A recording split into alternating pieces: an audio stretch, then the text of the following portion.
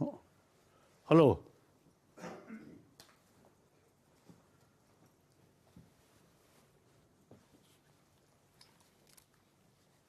Your Holiness, good morning.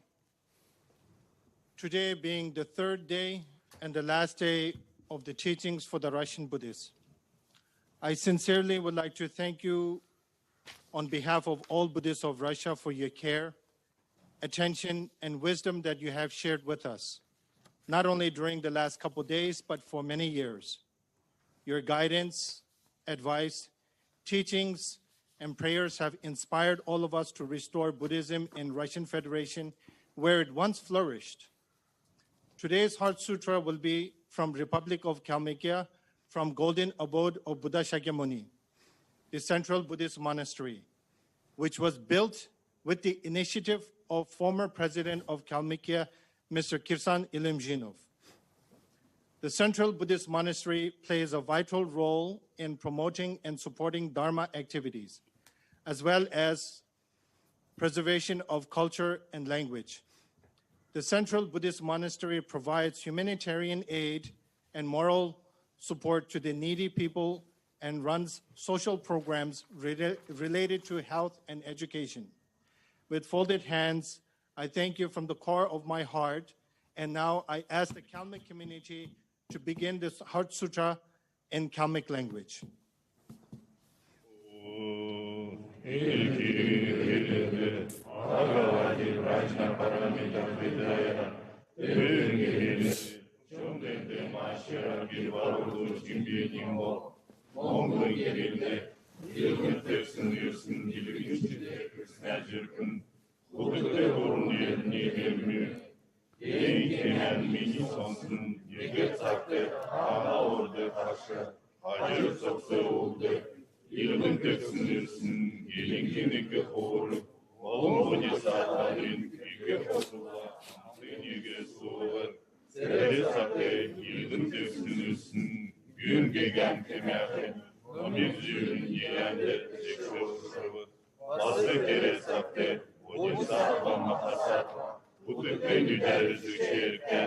Bir gün içinde kürsün, gün yolu değin yüzün, dağın soksa bedni geçirin ırşar, olsun da değin yüzüne, emre vurtmak içer, nasıl dövüş şarin görün, bodhisattva mahasattva, buddhikten öderce şerhedi, değin kemendi görün, yüzotana görün, bu yüzotana olun, halezen bir gün içinde kürsün, gün yollar yok kodurta, Dereyanın sunun yurtta, değin gibi ögürü, bodhisattva mahasattva, buddhikten öderdik şerhedi, nasıl dövüş şarabacın köyünde, değin kemendi ögürü, şarin köyün, yüzotana köyün, bu yüzotana olun, halezen bir gün içinde kürsün, gün yollar yok kodurta, Dere memlekte değin yüzün ünlü, dağın soksa bedni geçirin ırşar, olsun bir sehre dağın üstü,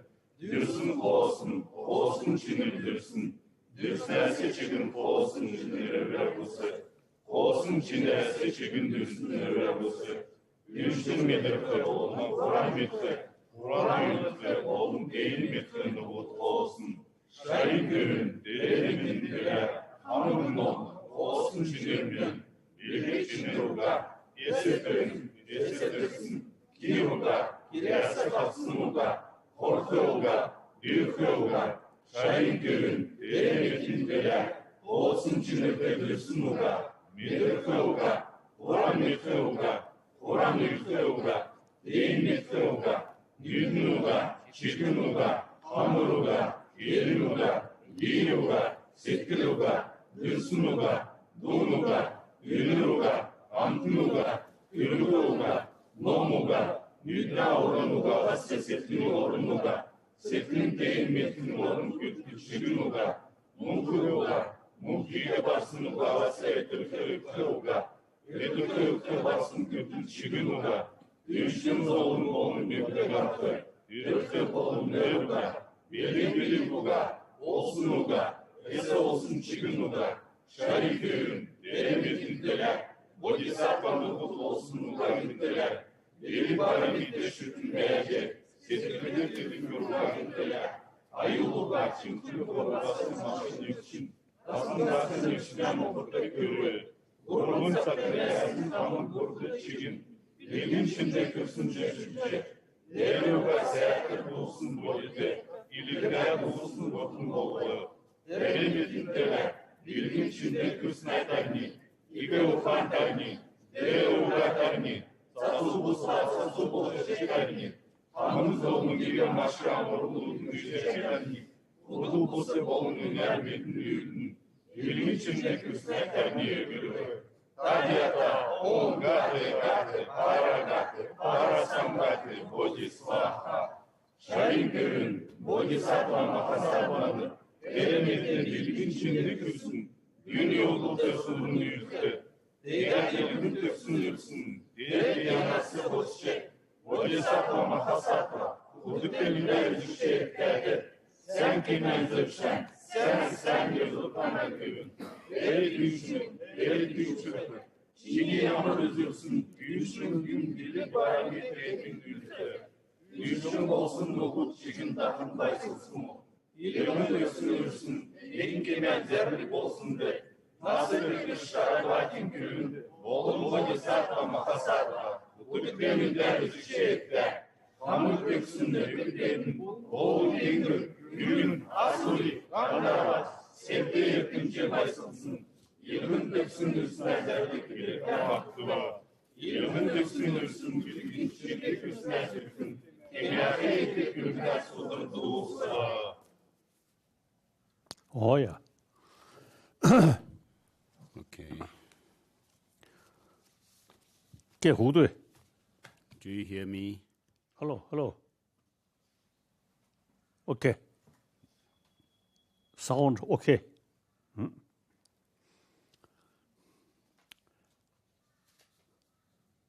Yeah.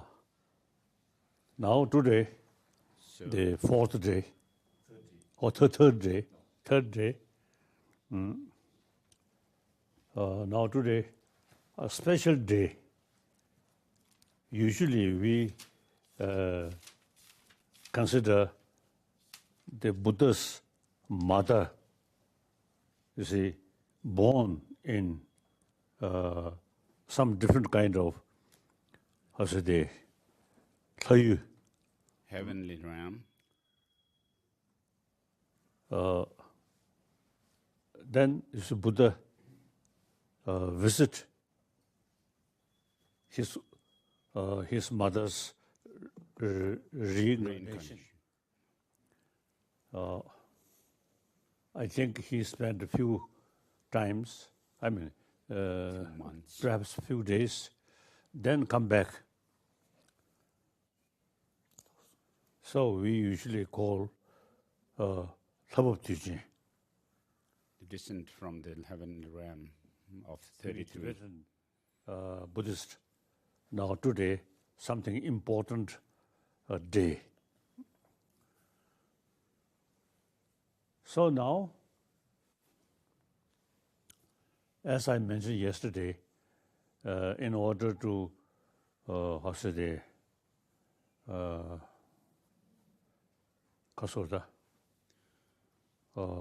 Commemorate. in order to make some offering to Buddha, not a material or just sort of ritual, but meditate about shunyata Emptiness. and then meditate about bodhichitta. So Buddha's teaching is the main purpose of Buddha's teaching is transform his followers' mind. The way transformation, not through prayer, but you see,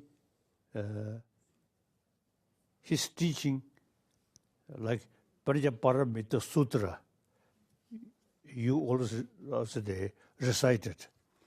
Now that Paramita Sutra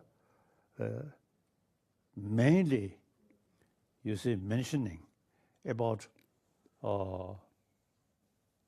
shunyata, the wisdom side.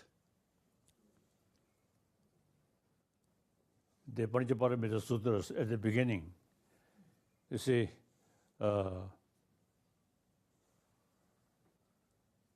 Tapas from the Buddha himself, you see, meditate in Samunawa Shechawas. Samunawa Sadegi, The profound illumination, which means the profundity here refers to emptiness, shows emptiness, and illumination or emptiness is that emptiness is not nothingness, but because things are empty, the things can transform or change, and therefore, regarding ourselves, we have so far been making the self-cherishing attitude as our core of our practice, and to transform it into cherishing others over oneself alone. So I interpret or I understand this phrase, profound illumination, to refer to this practice of emptiness and the bodhichitta. And then there is the question and answer between a question from Shariputra in the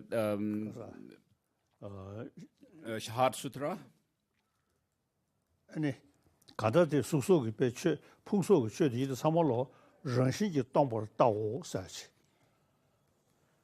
So everything has to be seen as empty by nature.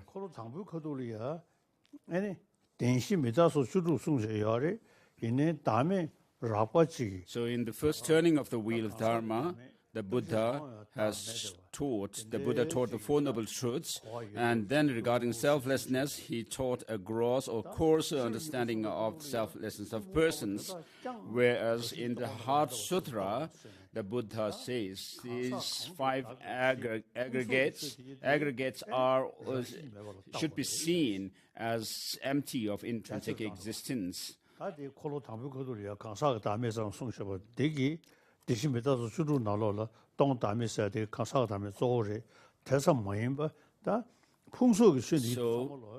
with regards to this selflessness, not only did the Buddha teach that the beings are empty of intrinsic existence, but even the aggregates, the five aggregates, are empty of intrinsic existence. So in the first sermon, or first turning of the wheel, he gave a teaching on a course understanding of selflessness of persons. And then in the second turning, he said even the five aggregates and so forth must be seen as empty of intrinsic existence. And then in this Heart Sutra, it says form is empty, emptiness is form. And regarding emptiness, it doesn't mean nothing, that there's nothing. But what we have to understand is that it shows that things are designated, dependent through designation. Why that is so is because in relation to what do we have this strong clinging to, in things to have some kind of existence, intrinsic existence. And therefore, this ignorance, the way the ignorance holds on to that kind of way of existence is not there. And therefore, the form, one's beings, and so forth, all these different objects do not exist the way they appear to us. And therefore, it says form is emptiness. So does emptiness mean nothingness? No, but because it says emptiness is form. So because emptiness means that things do not exist by way of their own characteristics or independently, but they exist by way of dependence on others. Because of being dependent on others, other conditions, therefore, being dependent and being independent are diametrically opposite. Either things have to be dependent or independent. And therefore, because things are devoid of independent existence, but they exist by way of dependence on others, and therefore there is such a form exists, and therefore form is emptiness. And then this emptiness is not other than form, and form too is not other than emptiness. Shows that emptiness and form are of the same nature or essence. And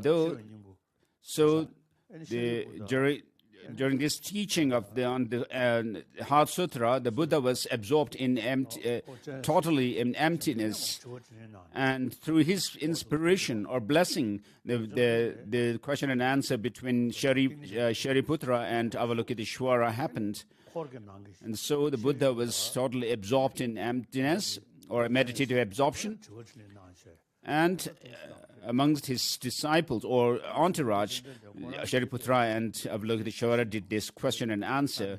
And then at the end of this teaching, the Buddha said, "This is so." So the Buddha was actually confirming that what Avalokiteshvara was saying was what he had experienced through his practice over 3 countless eons. And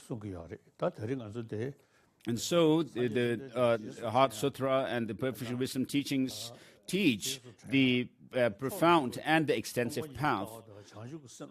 And so with regard to the teaching of the Buddha, the most excellent teachings are bodhichitta, teaching on bodhichitta, and teaching on emptiness. So the profound and the extensive path. So just saying I take refuge in the Buddha doesn't mean much. What you need to do is you need to follow the teaching that are profound and that are far-reaching and extensive. So if you apply it within yourself, you can make transformation within yourself, and ultimately we ourselves also can become like the Buddha himself, a fully enlightened being. And therefore, as I said yesterday, to remember the Buddha, let us meditate on emptiness for a while.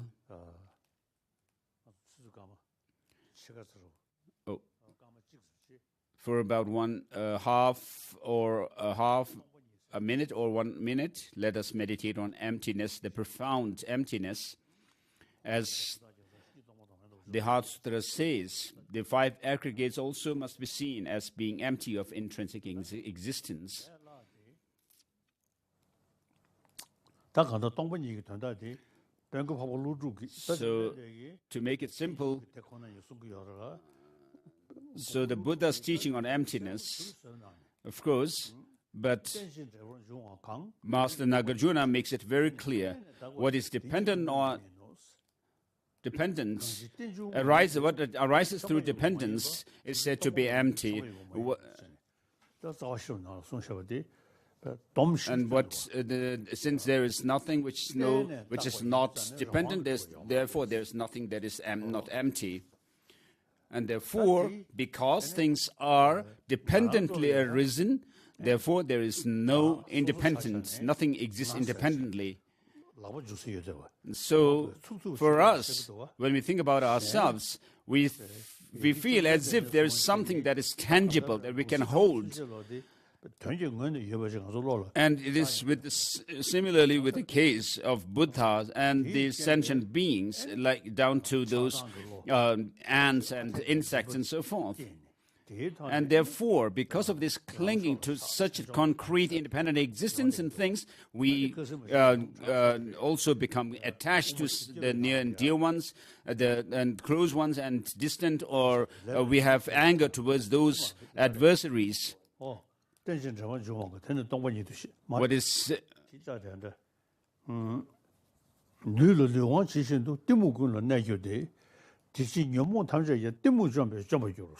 and in the 400 verses, it says, just as the physical faculty permeates all other faculties, so the physical faculty, the touch, the faculty of touch permeates all other faculties, like eye faculty, ear faculty, and so forth.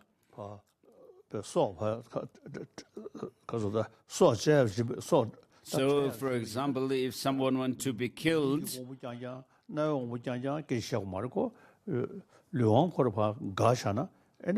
you don't have to take life by taking off the eye faculty, ear faculty, one by one like that. But if you want to kill them, you have to cut the touch faculty.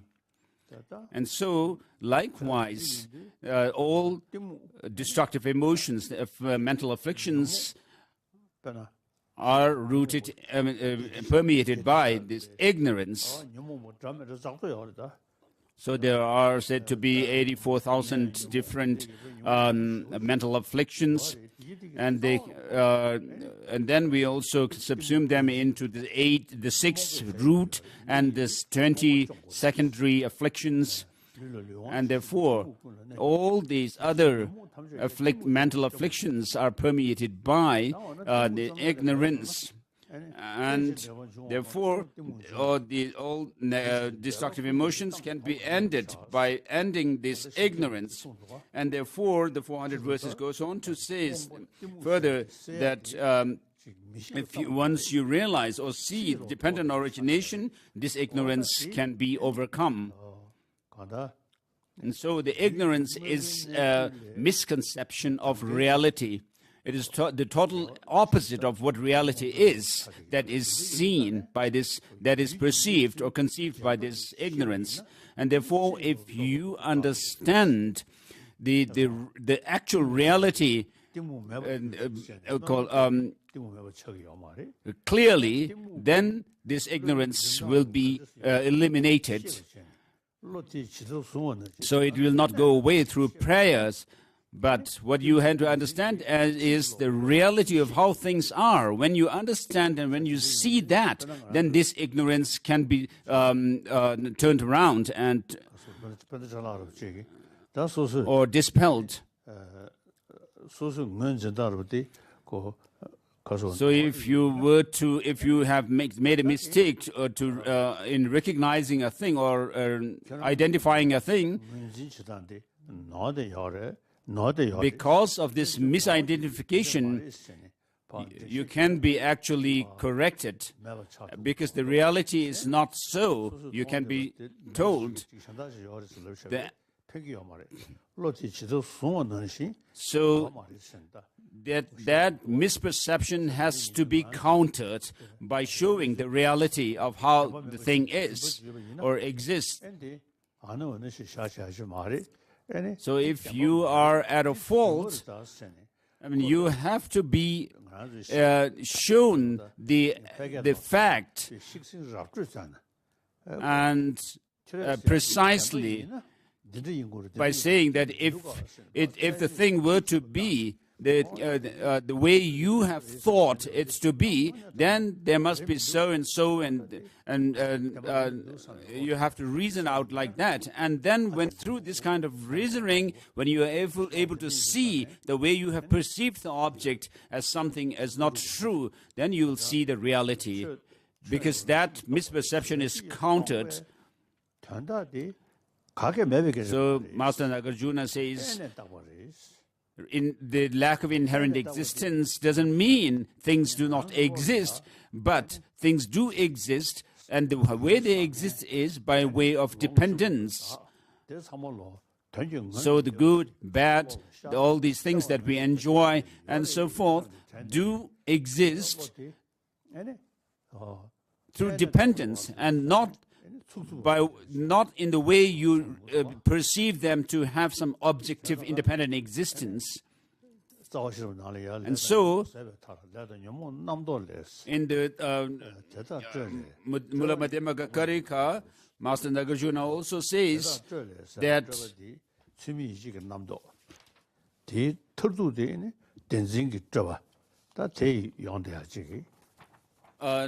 karma and delusions arise through our when they are ended, there is liberation, and these two, the karma and delusion, arise through conceptual construction, and that in turn through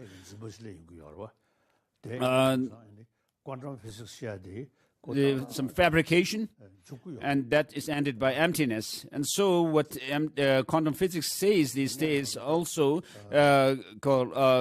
is compatible with the Master Nagarjuna's teaching, saying that all these negative, destructive emotions arise through our mental construction, the exaggerated outlook, and that in turn is rooted in our misconception of reality, ignorance. And so let us meditate on emptiness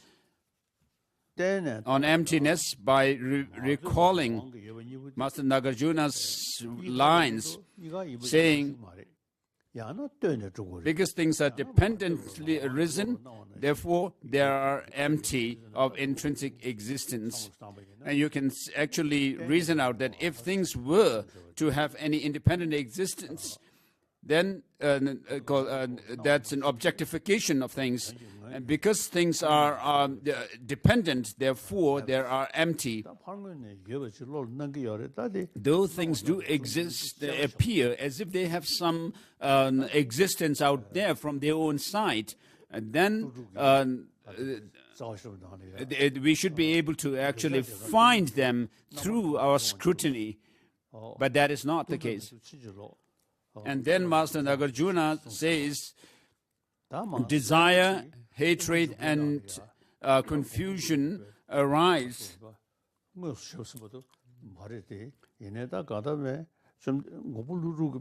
through the exaggerated outlook. And that in turn arises through the misconception of reality, their ignorance. And so Master Chandrakirti is the best commentator on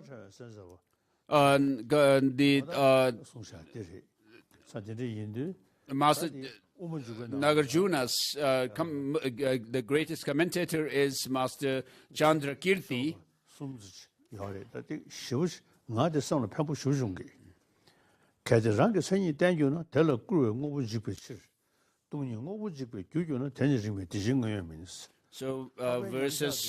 So Master Tsongkhapa says in his praise to the Buddha for teaching dependent origination, at the end of that praise, verses 56, 57, and 50 are said.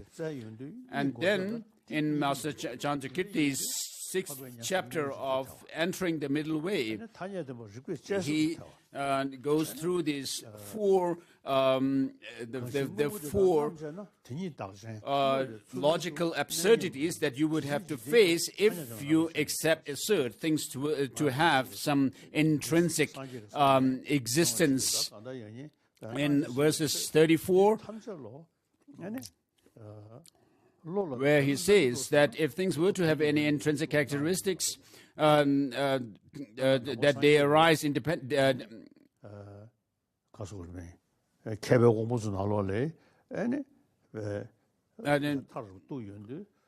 Things would come to be destroyed by denying it and so forth. So what this says is that the Arya beings, meditative equipoise, would be a destroyer of the real entities or phenomena. And then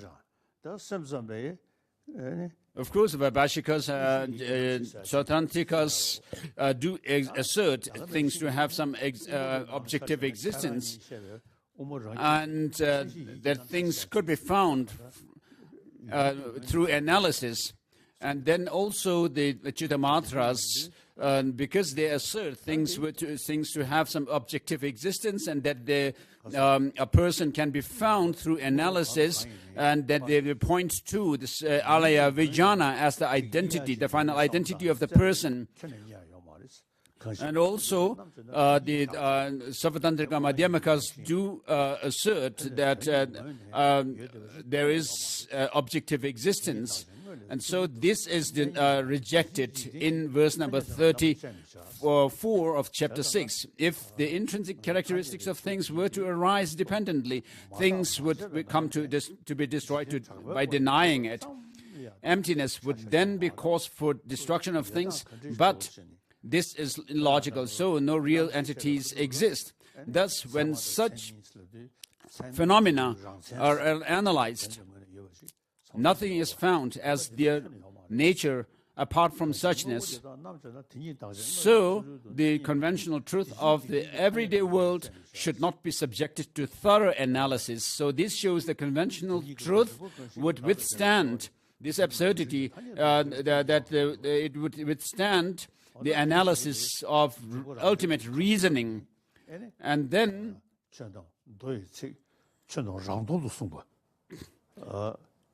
in the context of suchness, certain reasoning disallowing arising, verse number 36 as well.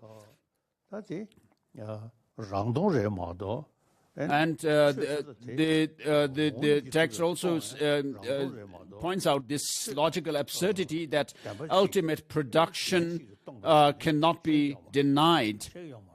And then in the auto-commentary, Master Shantakirti adds the final point, the fourth point of these four absurdities, that the Buddha's teaching phenomena absent of self-nature would not hold true.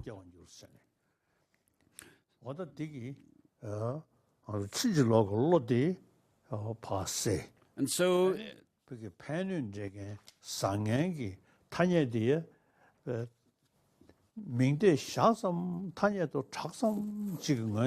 says in the context of suchness, certain reasoning disallows arising from the self and from the other, and that same reasoning disallows them on the conventional level too. So by what means then is your arising established?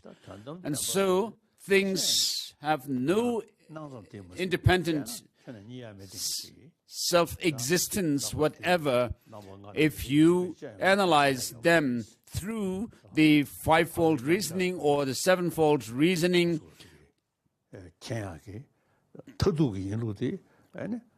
So the Arya beings' direct perception of emptiness sees that things to be empty of any independent intrinsic existence. Yet, while denying any independent intrinsic existence in things, we can still assert things the everyday world experience through conventions.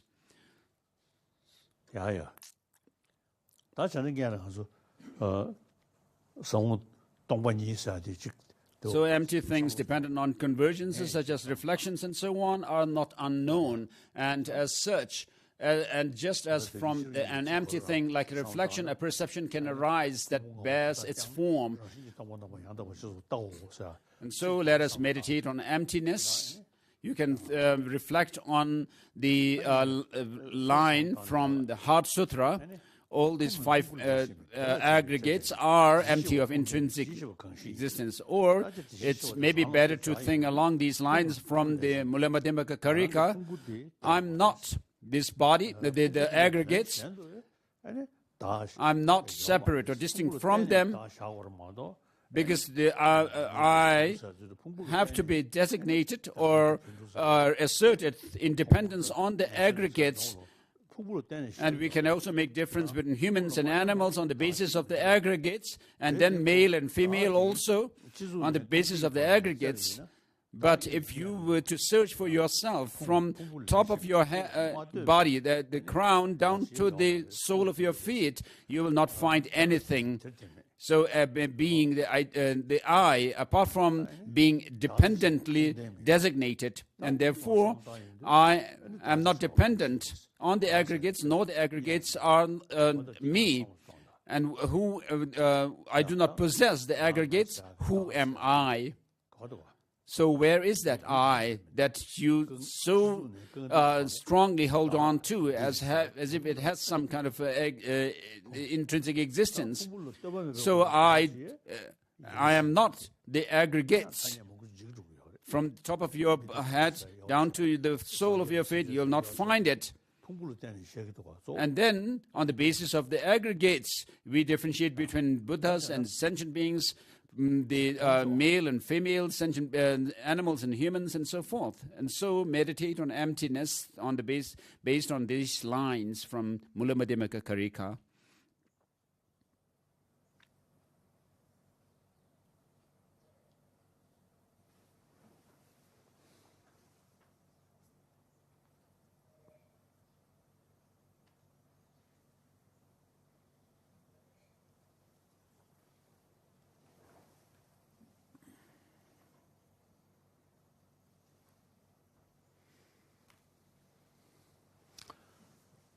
Oh yeah.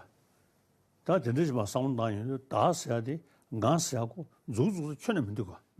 when you reflect on it, how you exist like that, you find that I am not there,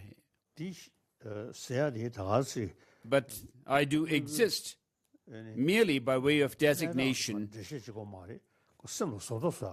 So this is not just for philosophical sophistry, but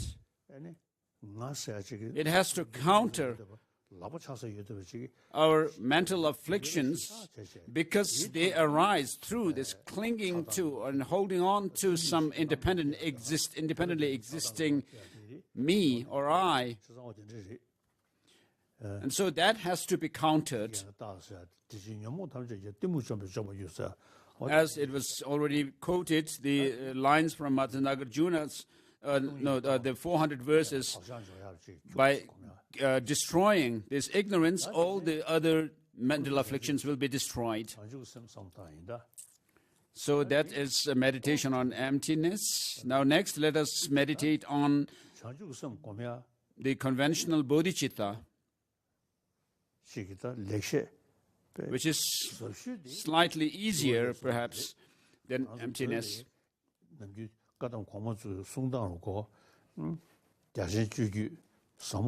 So the most profound method of cultivating bodhicitta, there is in Tibetan the three lineages: the extensive lineage of the path, the profound lineage of the view, and then the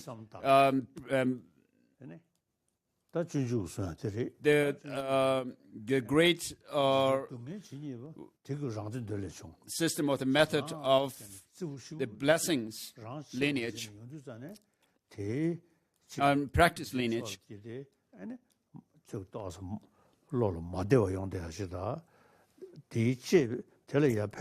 when you hold some to be closer to you and others to be distant, then accordingly what happens is when you face some obstacles to someone trying to cause some obstacle to the happiness of what you like, then you become angry. And so Master Shantideva in the Bodhisattvacharya Avatara says,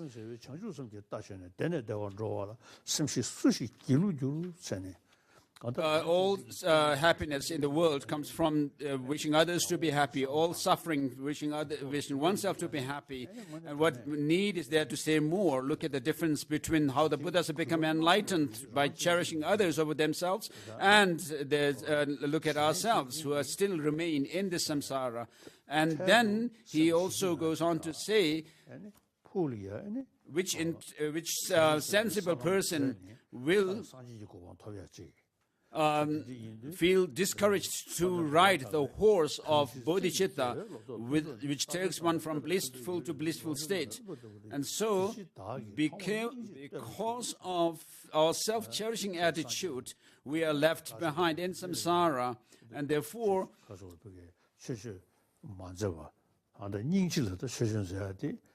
Master Chandrakirti focuses on compassion towards all sentient beings, and he says at the beginning of Madhyamaka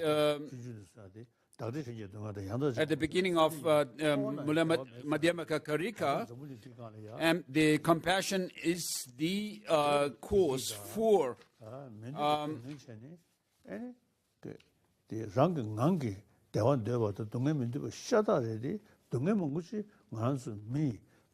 the Buddha's, the perfect Buddhahood, and so forth. So why we have so much suffering is because of self-cherishing attitude and disregarding the happiness of others.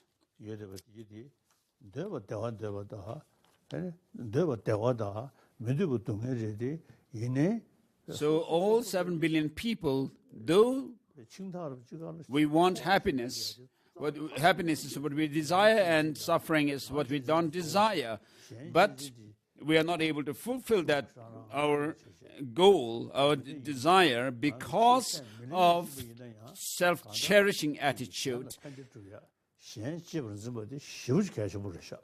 Because we are not able to hold others, cherish others over oneself, and therefore it is very important for us to switch this attitude of cherishing oneself with the cherishing others. So in Russia, you are following Marxism.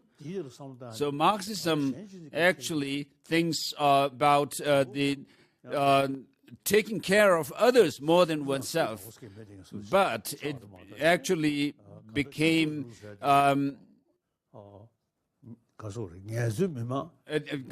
that principle kind of degenerated in practice. And then in China, they also the socialism also talks about uniting the those of the crafts and the farmers, and therefore you have the sickle and the hammer together. But then gradually it turned into this totalitarianism. So one of my Nobel laureate colleagues was quite fond of socialism. So I had met him many times, and one day I told him, isn't China a socialist country?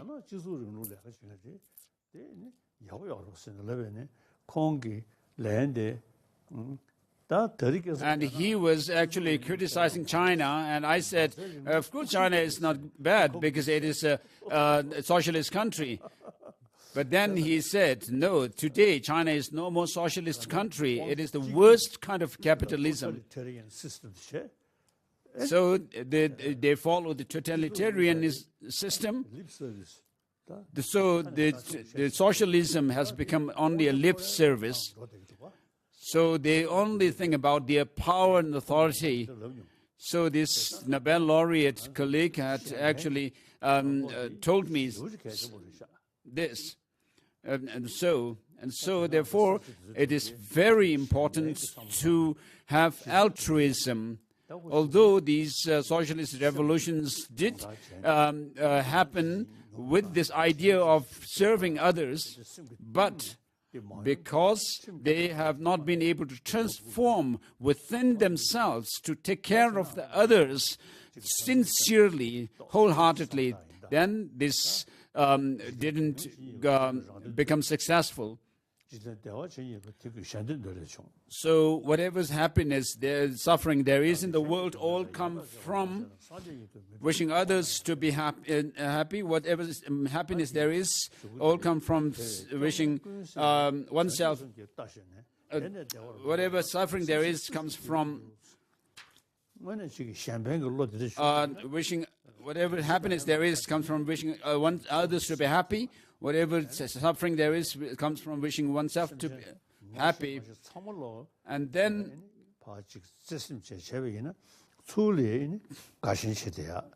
which a sensible person will be feel discouraged to ride the horse of bodhichitta, which leads one from happiness to happiness. And so, to have happiness, you should cultivate compassion and altruism and bodhichitta, and therefore, through this kind of practice, your bodily elements also will be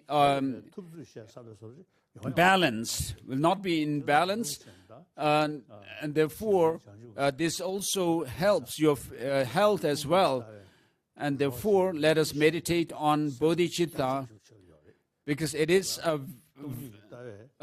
broad sense of taking care of others. So through the understanding of emptiness, you are able to see the possibility of liberation for all sentient beings. That all sentient beings can also become liberated. And when you actually cultivate this wish to become liberated for other sentient beings, then bodhicitta becomes the practice.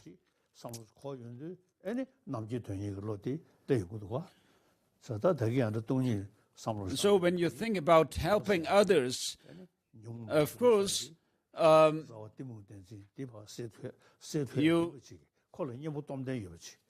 you see the possibility for yourself to become liberated, and then through the understanding of emptiness, and that the defilements that are in our mind can be overcome through the right understanding of emptiness, and that all these different Buddha's qualities, such as the 10 powers and so forth, can be attained.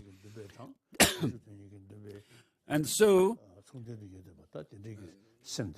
when bodhicitta is cultivated, you should think about helping others. And for the sake of others, you wish to become a fully enlightened being for their benefit. As Abhisamaya Alamkara says, so let us meditate on bodhicitta now.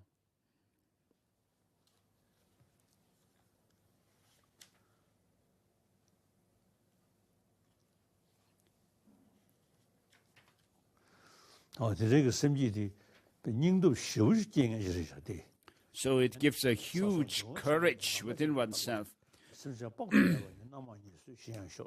So it gives such a courage that you make such an aspiration, like it says, just like space and the great elements such as earth. May I always support the lives of all boundless creatures. And then you also make this kind of this dedication prayer or aspiration, saying, as long as space remains, as long as sentient beings remain, may I too abide to dispel the miseries of transmigrators. And then in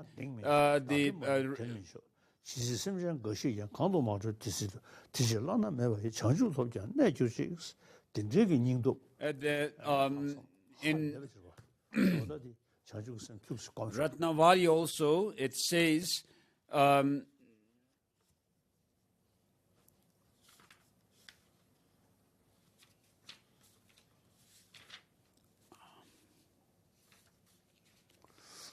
like the earth and so forth. May I be precious like life on beings, to all beings, and they be more precious to me. May their negativity ripen upon me, and all my merits ripen upon them. So today is the auspicious occasion of the Buddha's coming down, returning to the earth after visiting his mother in the heavenly realm of 33. And so it's been over 2,500 years since the Buddha lived, passed away.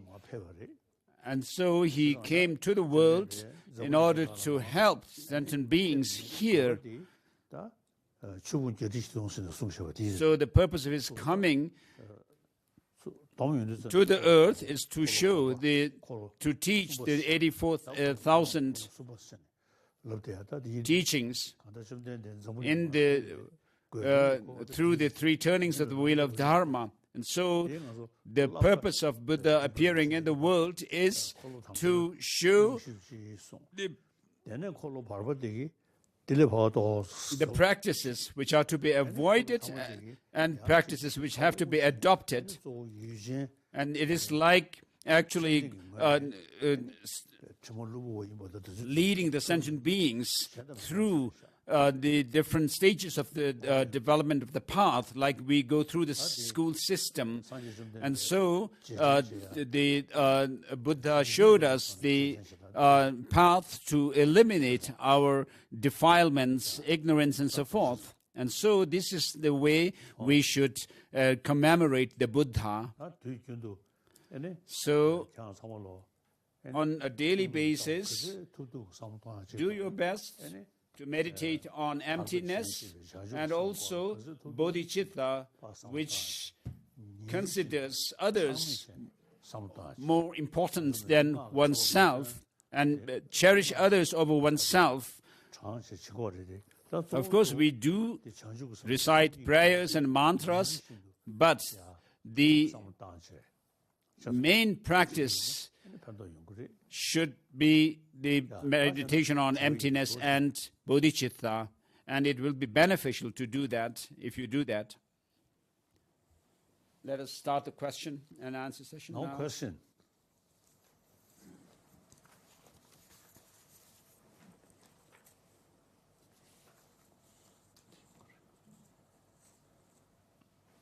Your Holiness, thank you very much. Today, our first question is from the Central Buddhist Temple of Kalmykia. It will be asked by a businessman, Valery Kutushov.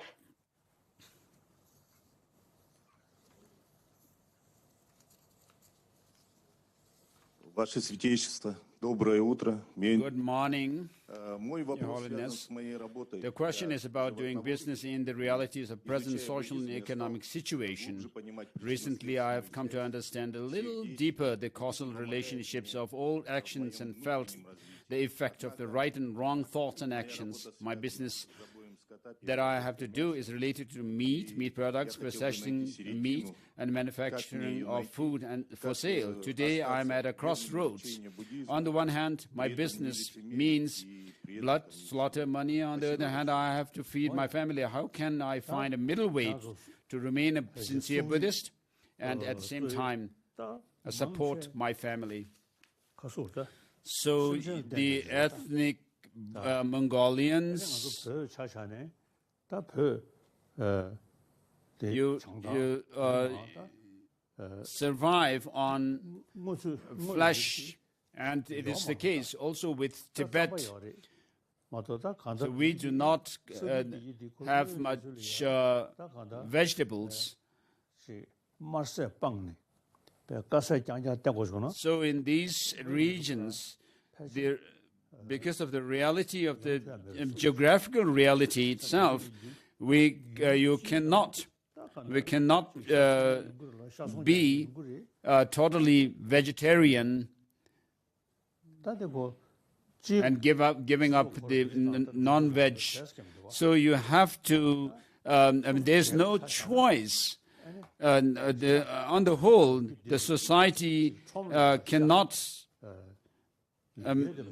may not be vegetarian completely, but individuals in the society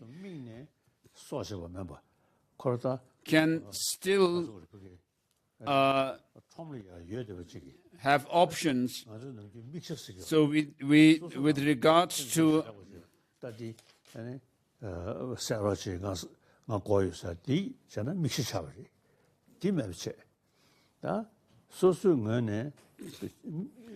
so what you can do is you cannot choose an animal and then let the butcher kill the animal for you. So that is intentionally looking for meat and letting the animal be killed by another person. So the whole world, of course, cannot be vegetarian. So though you can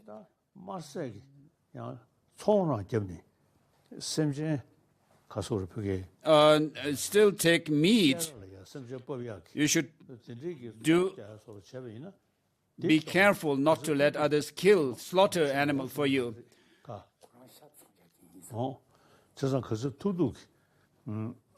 So do your best. In your case, so if you sell animals for to be slaughtered, so slaughtering animals or having a beef farm, and it is industrial animal farms in the West, the bulls are being killed, thousands in thousands. So those are actually killing animals intentionally for meat. So if on your part, do the business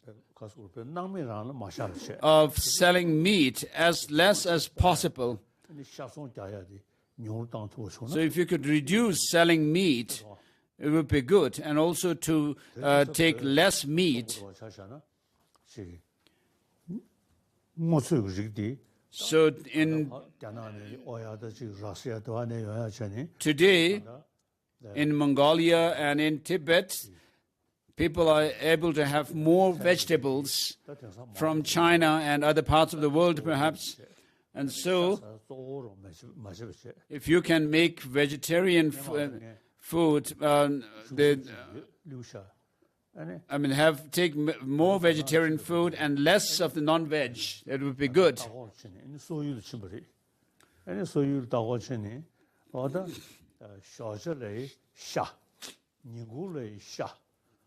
So some Tibetan officials visited China at one time, and then after that they went to Mongolia, and in Mongolia they were served meat even in the morning for breakfast, for lunch, and for dinner. So they became quite abroad with meat. So if you could increase taking more vegetables and less meat, it would be good. And meat, industrial beef farming and so forth, also are bad for environment as well, His Holiness said.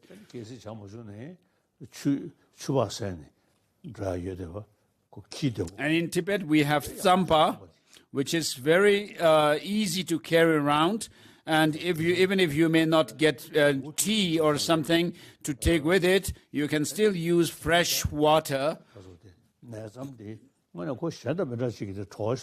So barley tsampa has a special taste, and also it is nutritious as well. And so you could do agricultural work, harvesting or cultivating barley or growing vegetables more, that would be good.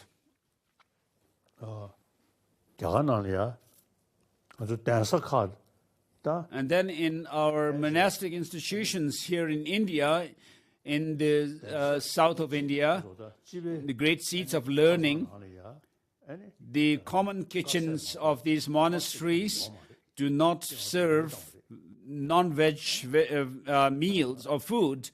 They only serve vegetarian food. And then in our secular schools as well,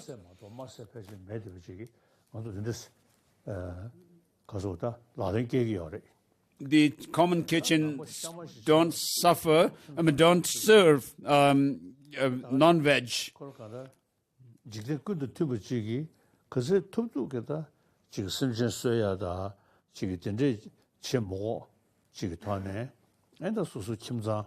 So if you could do your best not to have to kill animals for your living, it would be good. But with regards to nomads who actually survive on animal products, it may be difficult for them to stick to vegetarian food. So you need to actually take into account the circumstances that you are in.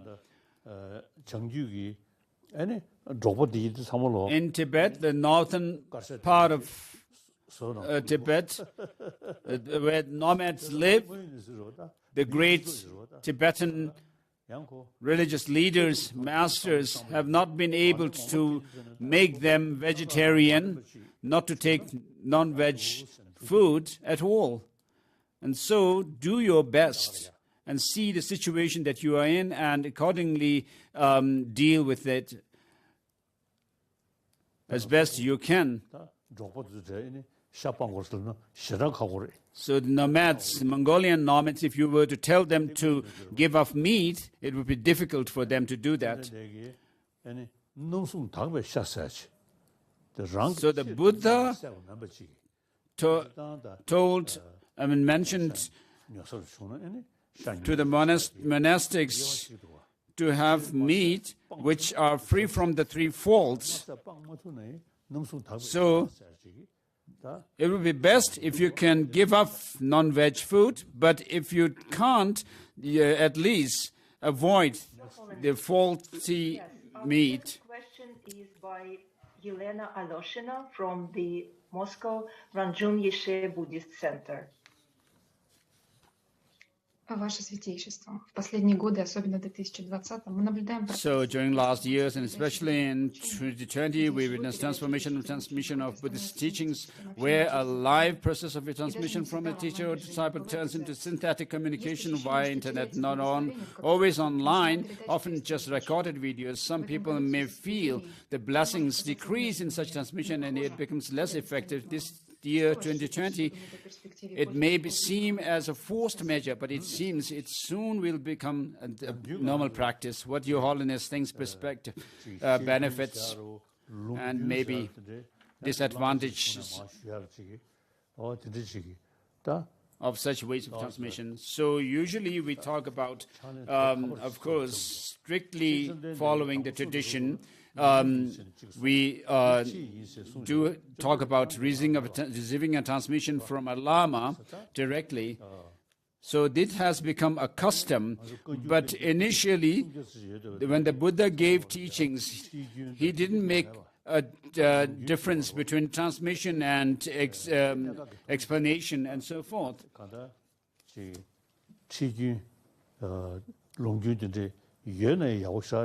So it would be very good if some teachings have the oral transmissions, but the important thing is to study the text and reflect on the meaning, understand the teaching. So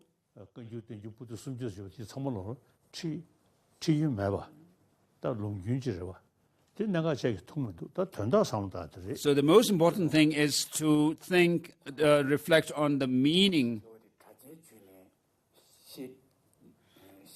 So Rinpoche is clarifying to His Holiness the question. So there is advantage and disadvantages of this kind of transmission.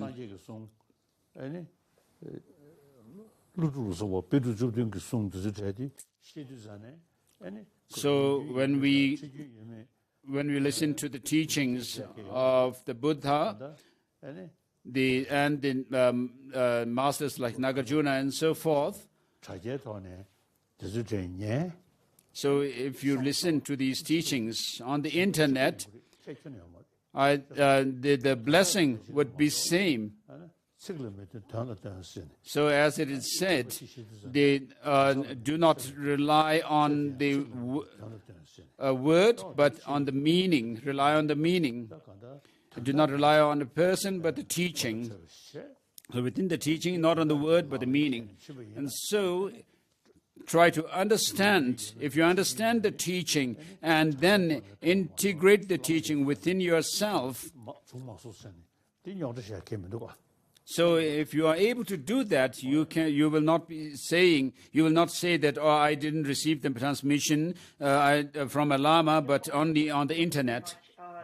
Our third question was sent to us by the Moscow Dzogchen community. I will read it for you. We, students of Namkhai Norbu Rinpoche, are left without a teacher who united us. After his demise, we found ourselves in a situation when the teacher didn't appoint his successor. He was probably thinking that his disciples could be independent and develop transmissions and knowledge of Dzogchen on basis of acquired knowledge and personal practice. But now, it looks like we, his students, are left without a driving force, without an energy of the teacher, and we are not as active as before. Could you please advise us what to do to preserve and increase the activities of our Sangha without our teacher being with us? So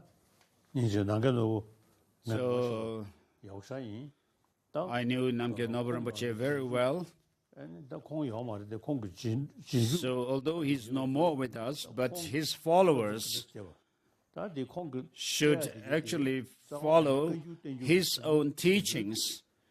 And his teachings came on the basis of the Kanjur and Tenjur.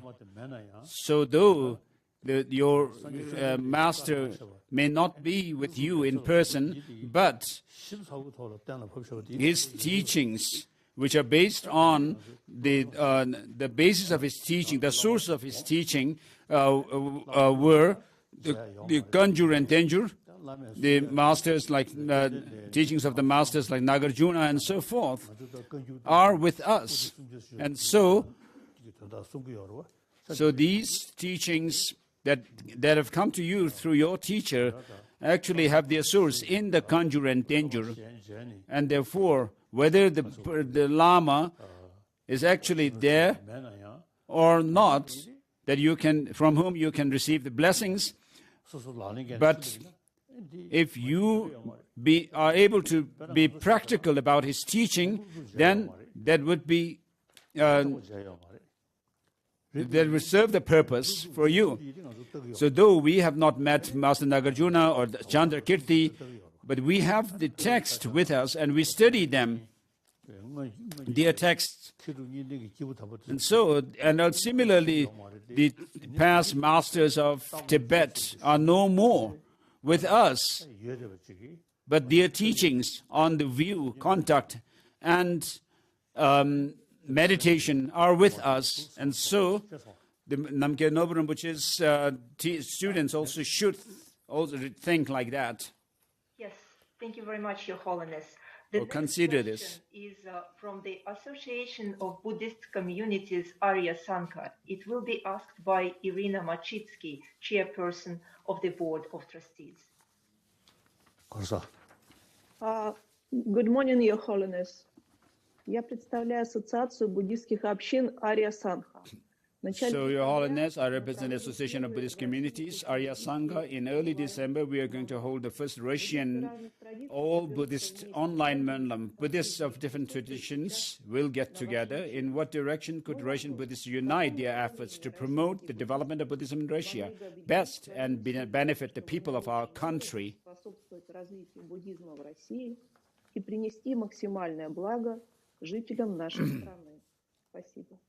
Thank you. 다치 아주 가서 산에 담면들이야. 아니 추루 담면. So different regions have different religions. In Russia, 나라야. 남고천 첨부지. within Russia, there are many Buddhists for over 1,000 years. They have been there. Therefore, within Russia, to work for the promotion and to revive and promote the teaching of the Buddha is not something new that you are doing, like proselytizing others who are not Buddhists, but you are actually reviving the teaching that has been there and which has declined, and so it has been your traditional religion in these regions, and therefore it is reasonable to promote.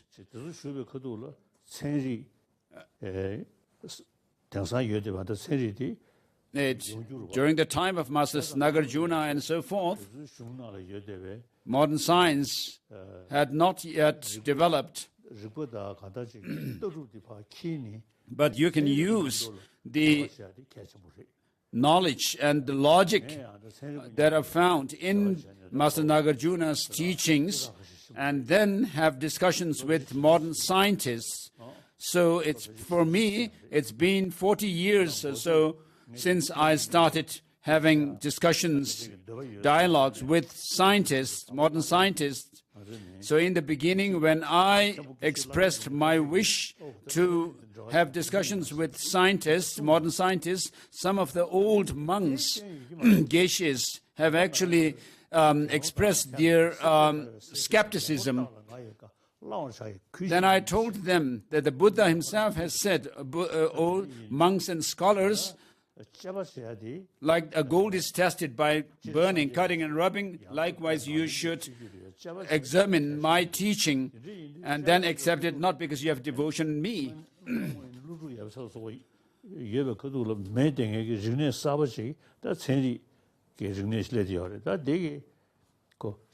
So what is emphasized is analysis and experimentation of the teaching of the Buddha. So today we have the new field of knowledge, which is modern science, which was not there during the times of Master Nagarjuna and the Buddha and so forth. And so we need to use the logical approach that is emphasized in our tradition, that is Buddhism, which has very extensive and profound explanation of mind and emotions. So today, the places or regions which are not traditionally Buddhist in the West, scientists and other people have become interested in the learning from this tradition that we have. And therefore, the modern scientists, having contact with modern scientists, I know the Moscow University's scientists, some professor there,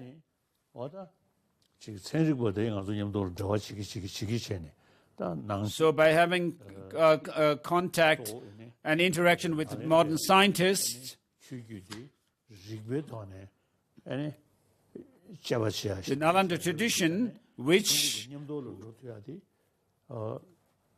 uses logic and experimentation in delving into the teaching of the Buddha. Because of having this tradition, we are able to have discussions and dialogues with scientists.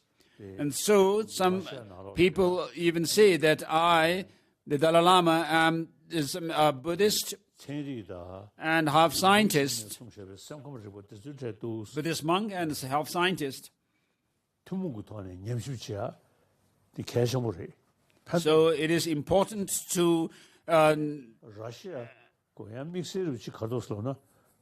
do analysis and investigation of the teaching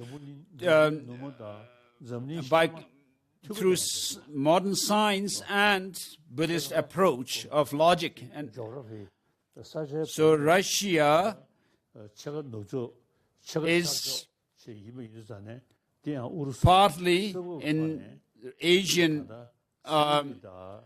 area and partly in Europe. So you fall within this geographical location of Eurasia. And therefore, it's like a bridge. Russia is like a bridge between the West and the East. And so you have the conditions, the conducive conditions for bridging the two worlds. So I tell all the Buddhists that we must become 21st century Buddhists, not just following in the traditional custom, which is doing prayers and rituals only, but 21st century Buddhist means that you need to understand the modern science, and then while having the knowledge of Buddhism, the Buddhist philosophy, logic and so forth, you can also have this discussion and dialogue with Buddhist scientists. Otherwise, if the scientists were to say that, oh, you Buddhists are just religious people, and not the scientists may have nothing to do with you. It would not be good. So today, many scientists, and particularly learn from Buddhism, and in terms of psychology, mind and emotions,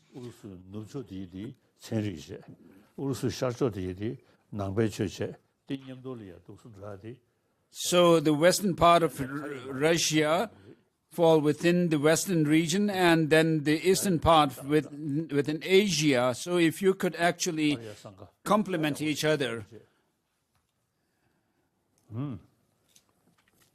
Your Holiness, our next question is again from the Central Buddhist Monastery of Kalmykia. It will be asked by Gerel Nurova.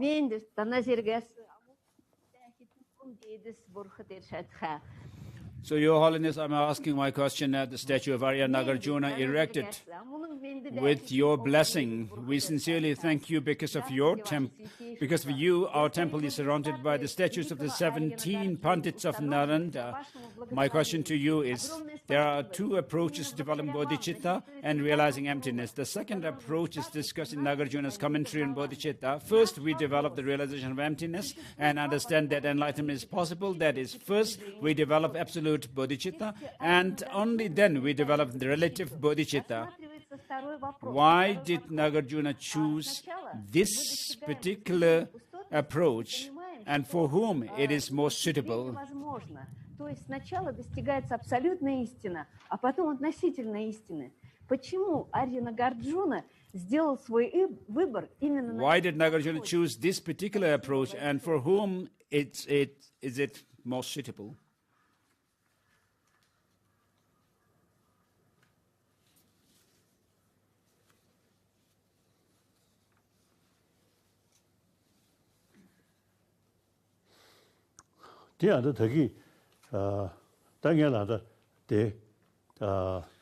So, first of all, in Kalmykia, there are the 17 Nalanda master statues were built, and with the temple as well. So we have this opportunity to see the statue of Master Nagarjuna. It's cold there in Kamakya. I just had this thought that isn't Nagarjuna feeling cold? So Master Nagarjuna and the rest of the 17 Nalanda masters, of course, are no more with us, but their writings are still with us, that we can study and we can reflect on them. So, since Master Nagarjuna lived, it's been over 2,000 years. But when I read Master Nagarjuna's writings, like Mula Madhyamaka Karika or Ratnavali, I sometimes have this epiphany that the Master Nagarjuna was actually right here with me. So with regard to the sequence of developing bodhichitta and the understanding of emptiness,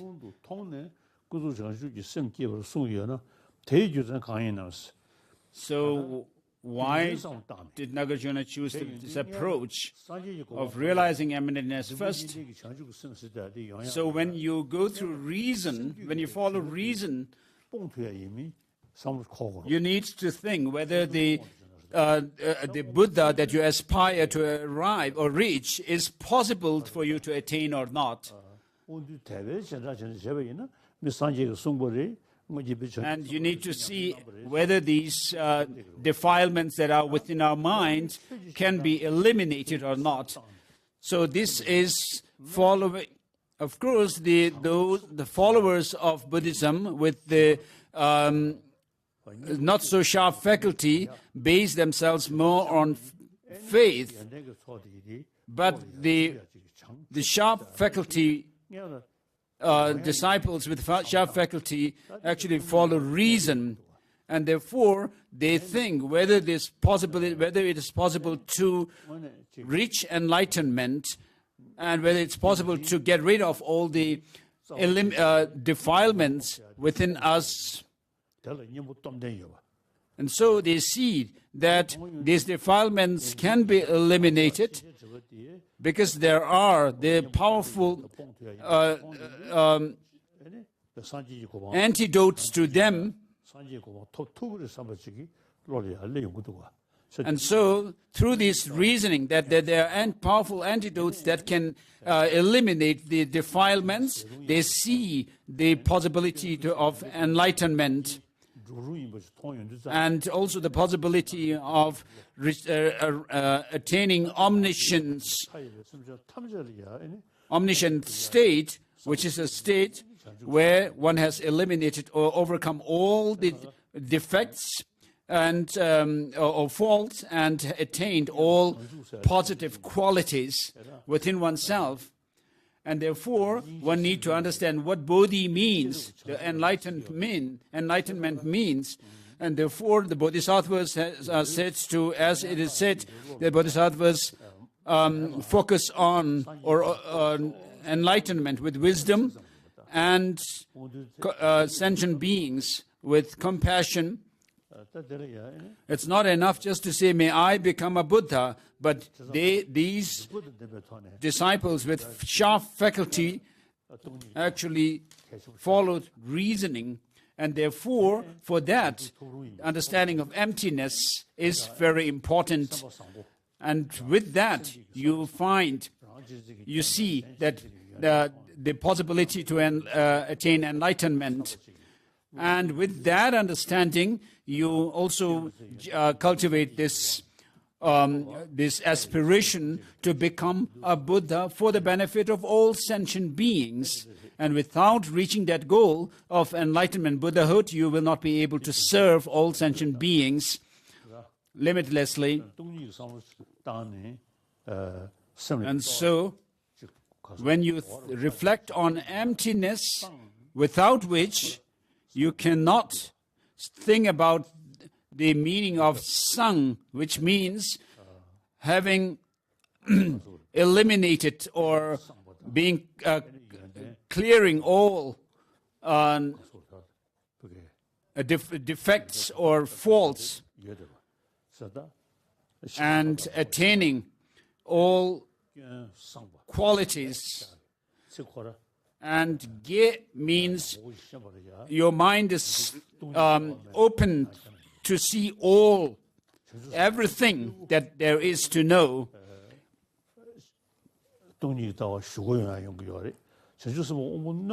So for those bodhisattvas or the lesser faculty or duller faculty, they generate bodhichitta first and then go into the generation or cultivation of the view of emptiness. For those of sharp faculty, bodhisattvas with the propensity for bodhisattva path, those with the sharp faculty, it is the other way around. They develop the understanding of emptiness first and then bodhicitta. Our next question is from Andrei Lomonosov, director of the Moscow Ganden Darlin Center, which is part of the Foundation for the Preservation of the Mahayana Tradition. Your Holiness, first let me express a huge thank you to you on behalf of all Russian students for your continuous efforts in teaching Dharma and as a result of possibility of our future enlightenment. Please do continue to teach us in this and all future rebirth. It is great good fortune and joy to receive teachings from Your Holiness. However, we are dreaming of opportunity to see and welcome Your Holiness in Russia in person for a long time, facing obstacles to make it happen. Maybe there is a practice that Your Holiness can advise to us, your disciples, that we can do and by it enable your visit to Russia in person. So I appreciate your devotion and your admiration and your invitation. So I'm old now, and presently the pandemic, because of the pandemic, it may not be possible. It is not possible now. So from here to Kalmykia, it's about 4 hours by flight, and from Kalmykia to Moscow, there it takes about 3 hours. So it's a possibility. So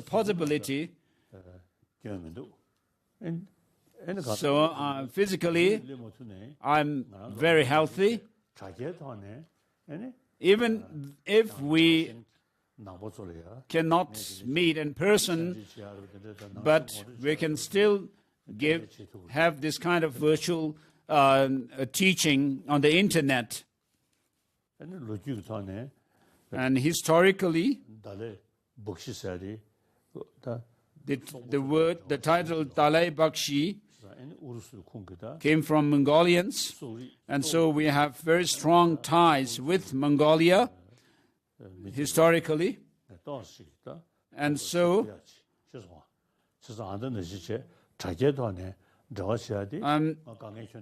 I can still serve the Mongolians and the Russians Buddhists through teachings on the internet, but we have to see the situation for me to be in Russia in person. And in Kalmykia, maybe in the future I can visit there, the temple. I have not been able to visit it so far.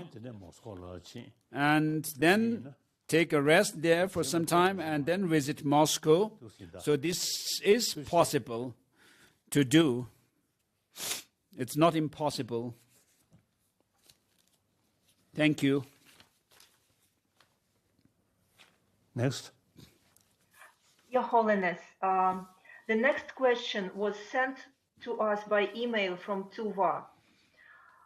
And the person asks, what practices shall I perform in order to be reborn as your heart disciple in the next life and be close to Dharma?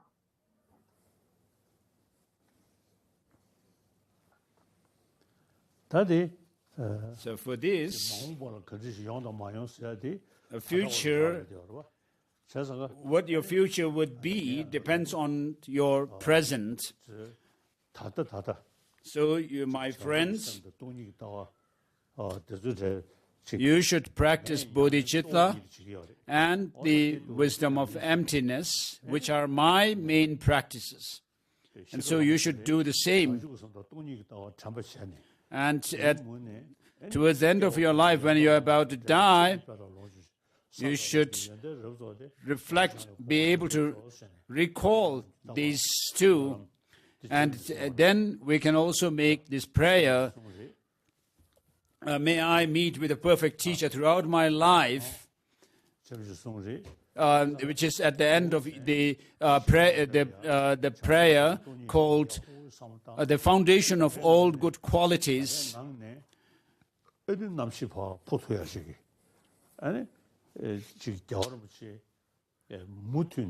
May I be never separated from the perfect Guru and be able to enjoy the perfect Dharma and so forth. And so,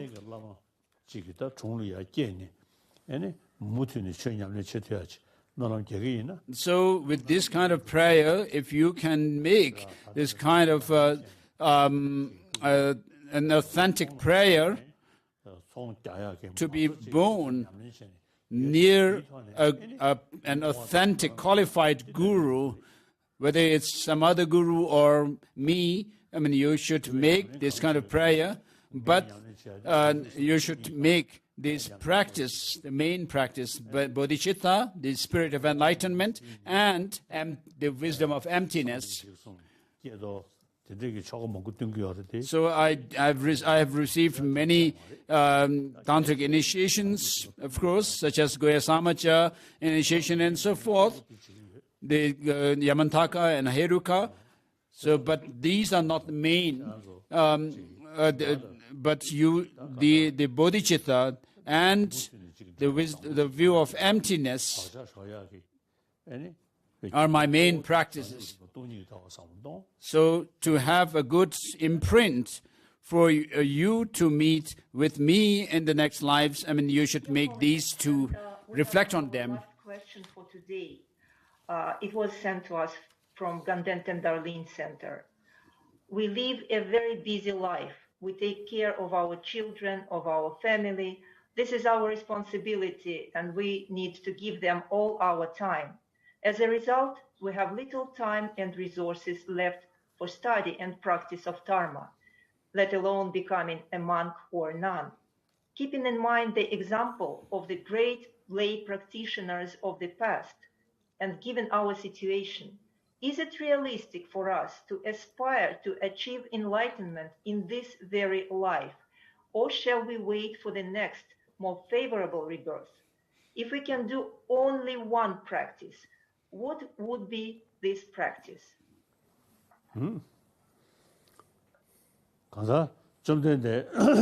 So regarding the Buddha himself, when he was alive, all the Buddhists were not asked to become bhikshus.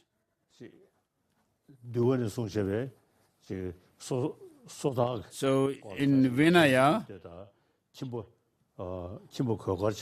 there are those of the monastics and then lay persons with vows. So even during the time of the Buddha, these were there. And so while taking care of your family as a householder, the practice of bodhichitta and the view of emptiness, for them, it is not imperative to become a monastic. So many of the past great saints or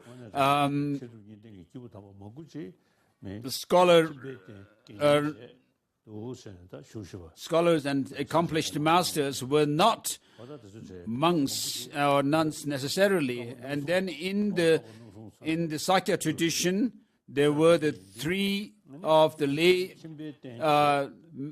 practitioners who were masters of Sakya, the Sakya patriarch.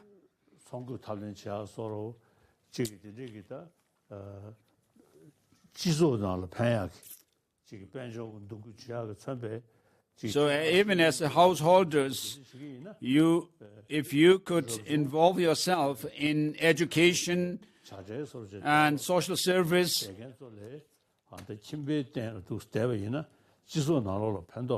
you may be able to do greater good and give help to the society more than the monks and nuns who are living in isolation in their hermitage. So with regard to the practice of bodhicitta and the view of emptiness, there is no difference between lay people or monastics. So many of the practitioners of the past were lay people.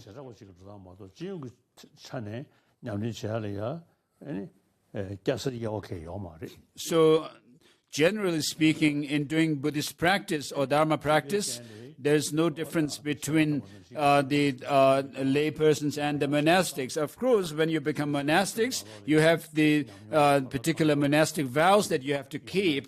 That's a difference. But if you can develop bodhicitta and the view of emptiness within yourself, even as while you live as a householder, you will be able to create a good imprint within your mind to be born again as a practitioner of Buddhism in the next life, meeting with the qualified person and teacher and being able to continue with your practice, even though it may not be in this same world that we live in, but in other world systems, so that you are able to continue with your practice and gain an experience and then share your experience with others as well, as sentient beings. So what is the practice that we can do? It is bodhicitta and emptiness, view of emptiness. So which is more important of the two?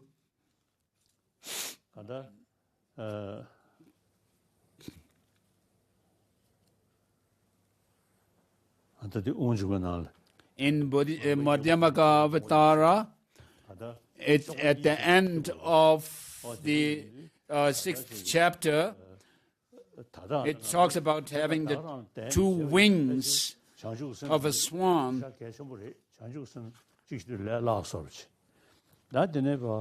So bodhicitta may sound easier, seem easier to practice. So just as this king of swans need both the wings, the conventional and the ultimate wings of the conventional ultimate truth, so it says, and like a king of swans soaring ahead of other accomplished swans with white wings of conventional ultimate truth spread wide, propelled by the powerful winds of the virtue, the bodhisattvas cruise to their excellent far shore, the oceanic qualities of their conquerors. And so you need both the extensive path to progress along the path and that view, the profound view or the wisdom of emptiness.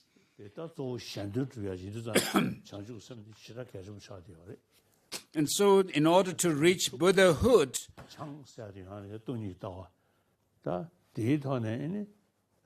or Bodhi, which means Changchup in Tibetan, Chang referring to purifying all negativities, and Chup means having all mastery of all knowledge. And so for these to happen, you need both the bodhicitta, wings of bodhicitta, and the this view of emptiness. Your Holiness, thank you very much for answering our questions. Now I would like to invite Telo Tulku Rinpoche, your representative in Russia, Mongolia, and the CIS countries, for closing remarks.